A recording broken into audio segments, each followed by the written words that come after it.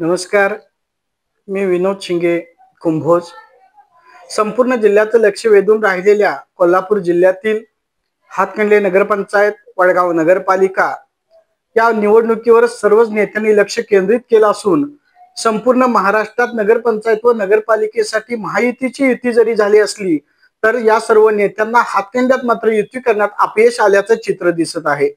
परिणामी हातकणंगले येथे शिंदे शिवसेना, ठाकरे शिवसेना, काँग्रेस, राष्ट्रवादी, भाजप अशा वेगवेगळ्या पक्षांनी सर्वच आपले उमेदवार उभे केले असून नगराध्यक्ष पदासाठी हातकणंगल्यातून 5 अर्ज दाखल झाले आहेत.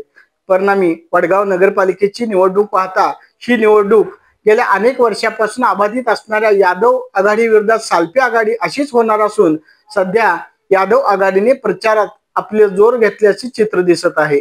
परिणामी यादव आघाडीकडे असणारा युवकांचा वाढता कल व त्याच यादव आघाडीला राज पाटील युवा शक्तीने दिलेला पाठिंबा यामुळे यादव आघाडीचा विजय निश्चित मानला जात असून सालपे आघाडी ही आपल्या महत्त्वपूर्ण बैठका घेऊन अनेक ठिकाणी नेत्यांशी चर्चा करून आपापले उमेदवार कसे सक्षम असल्याचे जाणीवपूर्वक सांगण्याचा प्रयत्न करत आहेत. परिणामी या सर्व निवडणुकीकडे पाहता राज्याच्या लेवलला युतीत असणारे अनेक नेते ग्रामीण राजकारणात मात्र वेगवेगळ्या पद्धतीने विरोधात लढत असल्याचे चित्र दिसत असून हातकणंगल्यात सध्या पंचरंगी निवडणूक होणार की काय अशी चर्चा सध्या जोर धरत आहे. आज छाननीचा पहिला दिवस असून इथून पुढे 2 दिवस छाननी होणार आहे.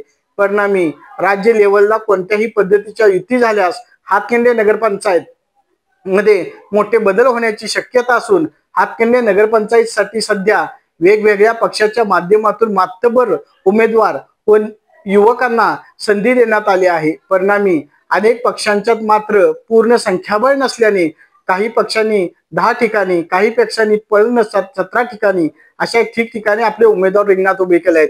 हातकणंगले तालुक्याचं चित्र पाहता नागपूर जिल्ह्याच्या राजकारणात हातकणंगले तालुका मोठ्या प्रमाणात सक्रिय समजला जातो.